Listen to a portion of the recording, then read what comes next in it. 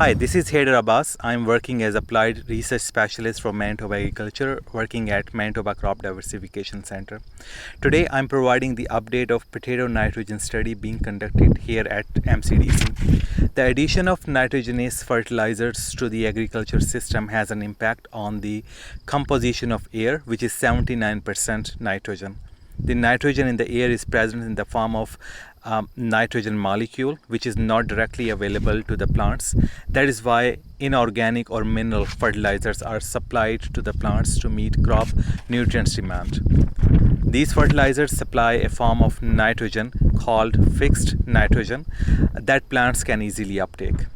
Like all other crops, a substantial amount of fertilizer nitrogen is required to get the optimum yield and quality of potatoes tuber and tolerate the diseases as well. In addition to nitrogenous fertilizers, irrigation management also plays a significant role in improving the crop yield. Maximum potato production is achieved when the soil moisture is sustained at an optimum level and nitrogen is frequently available during the peak demand period within the potato root zone. A combination of fertilizer application and irrigation management during the early growth stages of potato affects the tuber yield. Both over and under application of irrigation water and nitrogenous fertilizer affect the nitrogen dynamics within the potato root zone. The highly soluble nitrates will be leached down to the potato root zone due to the excessive water application. Nitrate leaching in the agriculture system is influenced by many factors such as the irrigation system, applicator, irrigation management, nitrogen fertilizer management, nitrogen rate, application method and splitting, soil characteristics and rainfall patterns. Soil thickness and the distance between the bottom of the root zone and the groundwater table also plays a role in determining the potential for groundwater contamination. If the plant roots are closer to the water table, nitrate leaches into the groundwater more easily.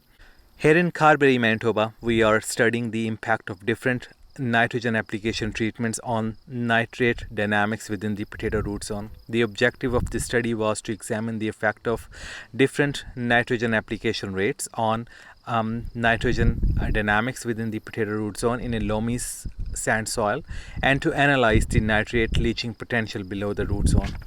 In the 2022 growing season, we are testing different treatments of ESN, urea and a new treatment, Super U, and also comparing it with no supplemental nitrogen inclusion under adequate irrigation application to compare nitrogen dynamics within the potato root zone. So far, certain concentration of ESN have been showing better yield and quality.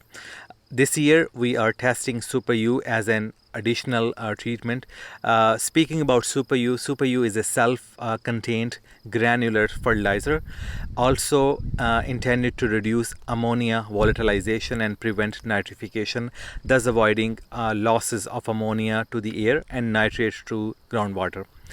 For more information on the project results, please visit mbdiversificationcenters.ca or mbpotatoresearch.ca or follow us on Twitter handle at Crop Centers. I have Zach Frederick here with me to provide an update on producers field component of this study. Over to you, Zach. Thanks, Haider. Appreciate it. My name is Zach Frederick, and I work for the Manitoba Horticulture Productivity Enhancement Centre, or MPEC Inc., here in Carberry, Manitoba. We're just getting ready to harvest right now, and we're right on the cusp of that you can see right here behind me. I wanted to follow up with a little bit more on what Haider was just discussing with our current nitrogen work. So we have been working in the past, as he alluded to, with ESN and urea, and these products are both applicable and used efficaciously by the growers throughout Manitoba, but we've noticed on sandy soils, such as the one that I'm standing on, that there seems to be a discrepancy between the amount the grower desired to apply in a field study and what we actually observed, especially around the really critical row closure junction, which is often early July or late June for a russet Burbank cultivar in Manitoba. So what we've been trying to focus on is that Haider was able to help us fill in the gaps using a device for measuring leaching that he alluded to called a piezometer, where we were able to infer that when we actually apply, for example, up to 280 pounds equivalent of nitrogen units of ESN or urea, where it is disappearing to if it's not plant available by row closure. So that's where we've developed this interest in both a fertigation study and a Super U study that are behind me.